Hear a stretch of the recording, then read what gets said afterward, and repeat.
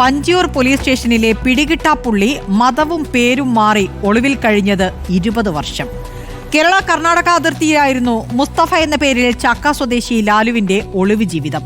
ലാലുവിനെ പിടികൂടാനെത്തിയ Vanchiyoor police സ്റ്റേഷനിലെ ഉദ്യോഗസ്ഥരെ കണ്ട് ഭാര്യയും മക്കളും നാട്ടുകാരും ഒരുപോലെ ഞെട്ടിപ്പോയി. വധശ്രമമടക്കം നിരവധി കേസുകളിൽ പ്രതിയായ ലാലുവുമായി പോലീസ് തിരുവനന്തപുരത്തേക്ക് തിരിച്ചു. 20 വർഷം മുൻപ്, കൃത്യമായി പറഞ്ഞാൽ 2006 കാലം, വഞ്ചിയൂരിൽ വെച്ച് മാണിക്കൽ സ്വദേശി സുനിൽ കുമാറിനെ വെട്ടിക്കൊല്ലാൻ ശ്രമിച്ച കേസിൽ പ്രതിയായിരുന്നു ചാക്ക സ്വദേശി ലാലു. പോലീസ് അറസ്റ്റ് ചെയ്ത ലാലു പിന്നീട് മുങ്ങി. ആ ലാലുവിനെ, ഒന്നല്ല നിരവധി കേസുകളിൽ പ്രതിയായ ലാലുവിനെ പിന്നീട് പോലീസിന് പിടികൂടാൻ കഴിഞ്ഞില്ല. നാട്ടുകാരും പിന്നീട് ലാലുവിനെ കണ്ടിട്ടുമില്ല. തീർപ്പാകാത്ത പഴയ കേസുകൾ പൊടിതട്ടിയെടുക്കാൻ പുതിയ തിരുവനന്തപുരം സിറ്റി പോലീസ് കമ്മീഷണർ നിർദ്ദേശം നൽകിയിരുന്നു.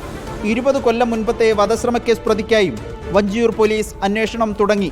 ഒടുവിൽ അന്വേഷണം ചെന്നെത്തിയത് കേരള കർണാടക അതിർത്തിയിൽ. പോലീസുകാരും നാട്ടുകാരും ഒരുപോലെ ഞെട്ടി. കുറ്റവാളിയായ ലാലുവിനെയല്ല, ഭാര്യയും 3 മക്കളുമായി മാന്യജീവിതം നയിക്കുന്ന ഒരു ഗൃഹനാഥനെയാണ് പോലീസുകാർ കണ്ടത്. പേരാകെ മാറിയിട്ടുണ്ട്. പേര് മുസ്തഫ, ജോലി ഓട്ടോ ഡ്രൈവർ. എല്ലാവരും മൂക്കത്ത് വിരൽ വെച്ചു.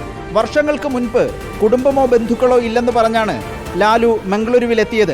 അവിടുന്ന് കല്യാണം കഴിച്ച് മക്കളും കുടുംബവുമായി കഴിയുകയായിരുന്നു. ഭാര്യയ്ക്ക് പോലും ലാലുവിൻ്റെ ഗുണ്ടാ ജീവിതത്തെക്കുറിച്ച് അറിവുണ്ടായിരുന്നില്ല. ഒരു പ്രശ്നത്തിനും നിൽക്കാത്ത മാന്യനാണ് മംഗളൂരുവിൽ മുസ്തഫ എന്ന ലാലു. വഞ്ചിയൂർ എസ്എച്ച്ഒ ഷാനിഫിന്റെ നേതൃത്വത്തിൽ എസ്ഐമാരായ അലക്സ്, ജോസ്, പോലീസുകാരായ ഷാബു, സജീവ്, സുബിൻ പ്രസാദ് എന്നിവർ ചേർന്നാണ് മംഗളൂരുവിലെത്തി ലാലുവിനെ പിടികൂടിയത്. അറസ്റ്റ് ചെയ്ത പ്രതിയുമായി പോലീസ് മംഗളൂരുവിൽ നിന്ന് തിരുവനന്തപുരത്തേക്ക് തിരിച്ചു. റിപ്പോർട്ടർ, തിരുവനന്തപുരം.